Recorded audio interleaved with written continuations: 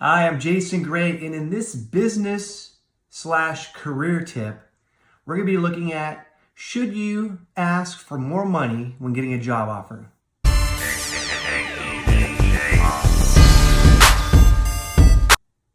What do you guys think?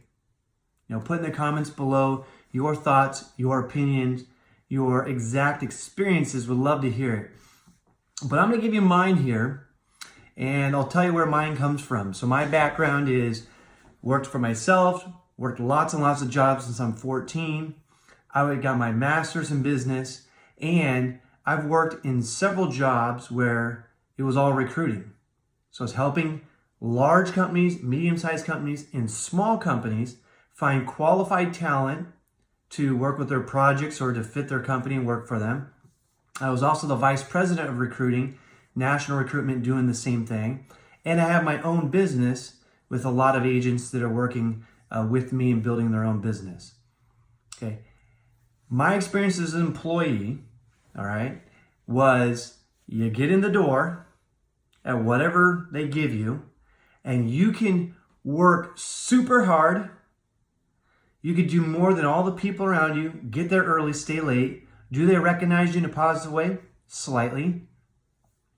Would you be more in line for a promotion? Maybe, if they have some. Do they give you way more compensation for all of that? Usually not. So one company I was with almost 3 years, okay, at review time, which was every year, they would say glowing remarks for going way above and beyond. And for that, we'd love to give you a raise, and we're going to give you 3% or 5% raise. And companies, and if you research them, most of them will say that is the standard. If they give you a raise, it's 3%. If it's a great one, 5%. So if you just look at standards, you say, wow, that's a great raise, I'm doing well. Now you got to sit back and think, wait a second. The cost of living, inflation, goes up 2 to 3% every year. So if it goes up 3%, they give you a 3% raise, you're making the same amount of money. And what comes on the back end of that? And because you've done so well, because we're giving you this 3% raise, we're going to ask you to stay a little longer. Take on 5 more accounts, do more, have another title, more responsibility. So you're going to be getting tricked into doing a lot more for the same pay. Now you can negotiate at that point.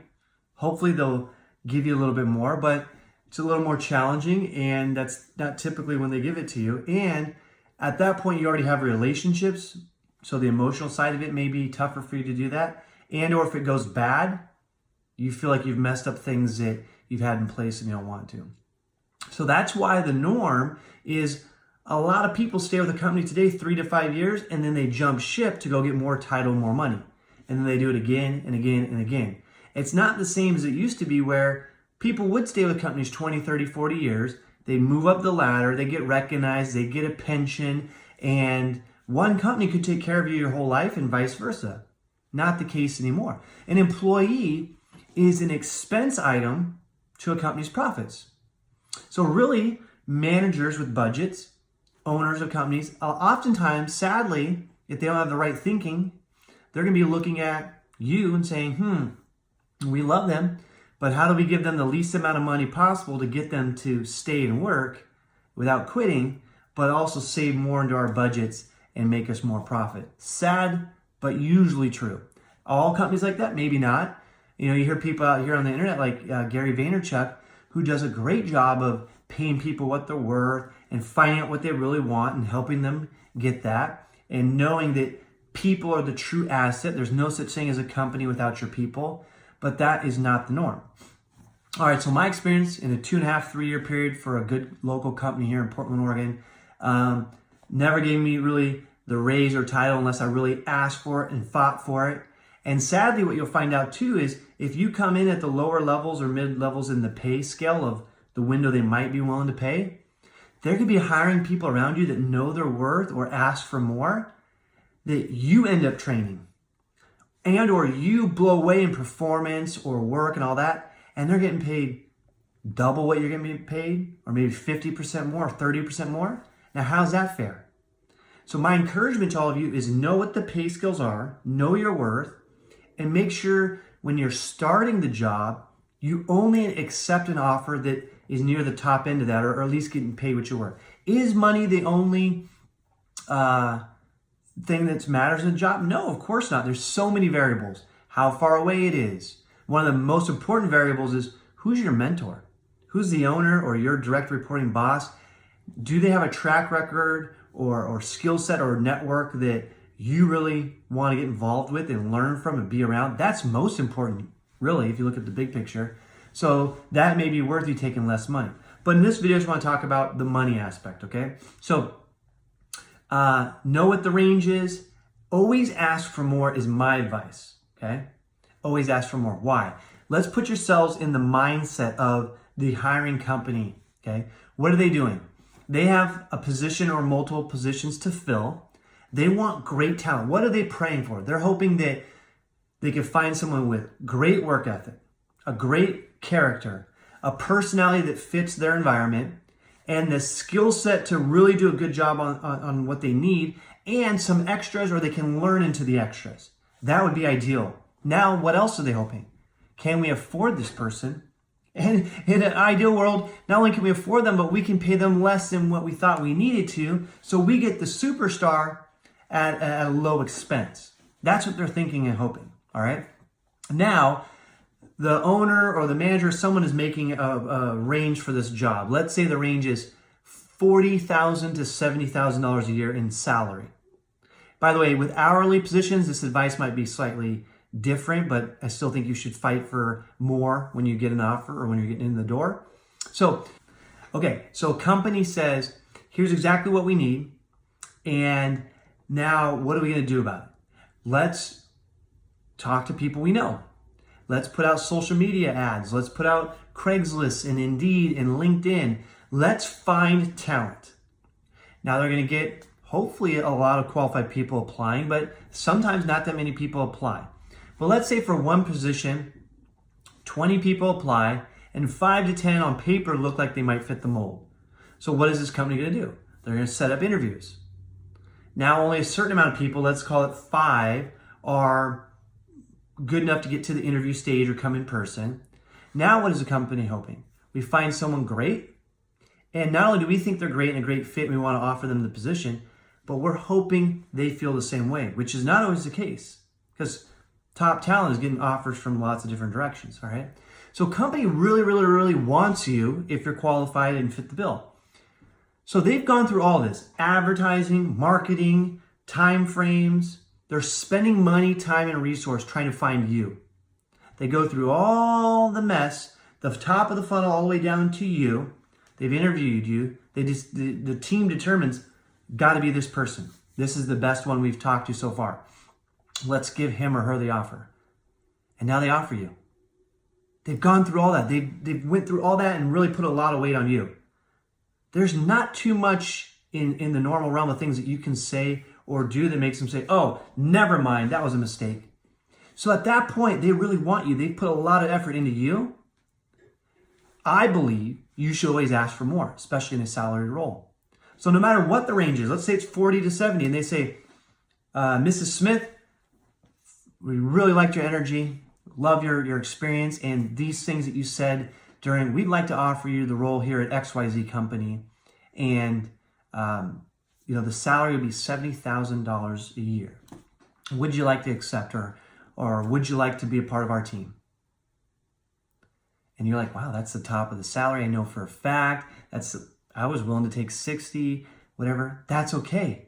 This is your strongest negotiating point. They've went through all that. They want you. They've already done it. And I think you should say, well, I appreciate that. I need just a little bit of time to consider everything here, and I'll get back to you by end of day. That's one way. Or you can just be upfront right there and talk about it if you'd like. But I think you should be prepared for whatever they offer you that you can counter. I'm fighting for you. All right. Some companies or bosses or HR might not agree with this, but they're trying to get quality people in there under their budgets or on their budgets right away. Most companies have flexibility for good people. So they give you the 70 grand offer. I don't know what the exact percentage you should counter for, but 5 or 10 grand, why not? So I'd say, thank you, John Doe, for the offer. I am excited about XYZ company. Like I told you before in my interview, I really like that you guys are doing this, this, and this. And I know with my experience that you see on paper, easily help you with the areas that you're needing. And I know I'm going to bring this, this, and this to the table. For this position, for me to do all that in this position to really make sense for me, I would need a starting salary of $80,000 a year. If you guys can make that happen, I'd love to shake your hand and be a part of your company and really bring all that to the table. Is that something you can do for me? See what they say. They might surprise you and say, you know what? I think we can make that work. Or sure, welcome aboard. They're probably going to say, well, that's over our budget. We already offered you the top. I'm not sure. Let me talk to the CEO or the VP and then can I get back to you? Or whatever it is. Now look, if they're firm, they say, look, I understand what you're saying, Mr. Smith. And you've obviously got to be in a position that makes sense for you and fits your financial budget and your family and all that. I want you to know, though, this is the very top of range, 70 as high as we can go. We'd love to have you. If you can make that work, we'd love to have you on board. If not, I understand. That's usually the worst thing that's ever going to happen. By the way, that 1 in 20 company, 1 in 15 that says, oh, absolutely not, we can't bring you on board. The fact that you did that, we're rescinding our offer. If any company ever did that to you, you don't want to work for them. If they're that rigid, if they don't value people and people's opinions and lifestyle and financial needs at all, why would you want to work there? So I think you have zero to lose and everything to gain. And my gut and my experience shows that for good talent, companies almost always counter. Now, are they going to give you the full 80 grand, the 10 grand more in this hypothetical you asked for? Once in a while, but probably they'll give you 3 grand, 5 grand, 8 grand more. Well, that's 3, 5, 8 grand more than you ever would have had. Also, you look at the big picture, trips and bonuses and other incentives, a lot of times are tied to a percentage of your salary.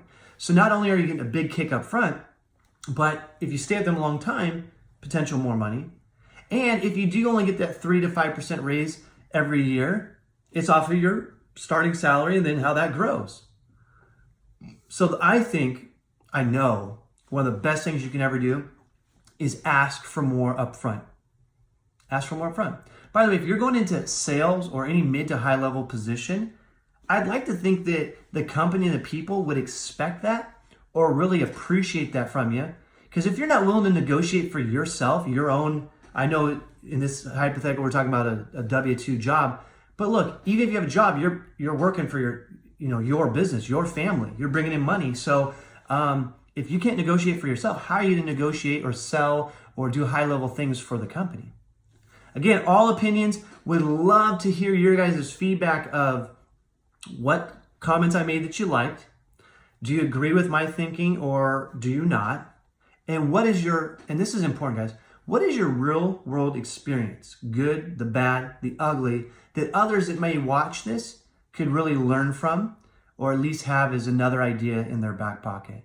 Appreciate you guys. Go out there, get paid what you're worth, grow the value you bring into the marketplace so that the salary you need, the pay you need, the comp you need is demanded. All right? And join me in the pursuit of greatness.